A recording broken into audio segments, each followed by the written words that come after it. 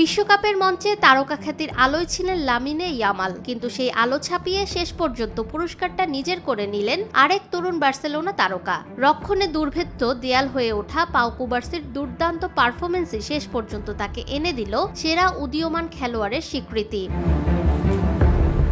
বার্সেলোনার যুব একাডেমি লা মাসিয়া থেকে একসঙ্গে উঠে আসা দুই তরুণ তারকা লামিনে ইয়ামাল ও পাউ কুবার্সি বয়সে কাছাকাছি একই ক্লাবের সতীর্থ দুজনই 2026 বিশ্বকাপে ছিলেন সেরা উদীয়মান খেলোয়াড় হওয়ার দৌড়ে। তবে শেষ পর্যন্ত ইয়ামালকে পেছনে ফেলে এই পুরস্কার জিতে নিয়েছেন স্পেনের তরুণ ডিফেন্ডার পাউ কুবার্সি।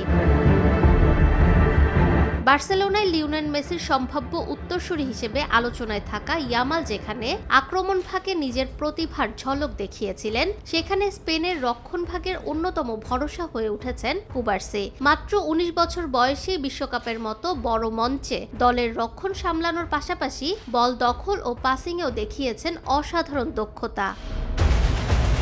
কুবার্সি ও তার সতীর্থদের দৃঢ়তায় পুরো টুর্নামেন্টে স্পেনের রক্ষণভাগ ছিল দুর্দান্ত।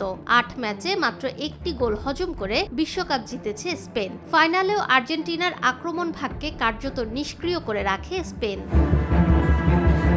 স্পেনের এই রক্ষণাত্মক আধিপত্যে গুরুত্বপূর্ণ ভূমিকা ছিল কুবার্সির। ফাইনালে তিনিই ছিলেন সবচেয়ে বেশি 139 বার বল স্পর্শ করা খেলোয়াড়। সফল পাসও দিয়েছেন সবচেয়ে বেশি 121টি। তার পাসিং নির্ভুলতা ছিল 96%। এছাড়া প্রতিপক্ষের রক্ষণভাগের লাইন ভেঙে দেওয়া 21টি লাইন ব্রেকিং পাসও ছিল ফাইনালের সর্বোচ্চ।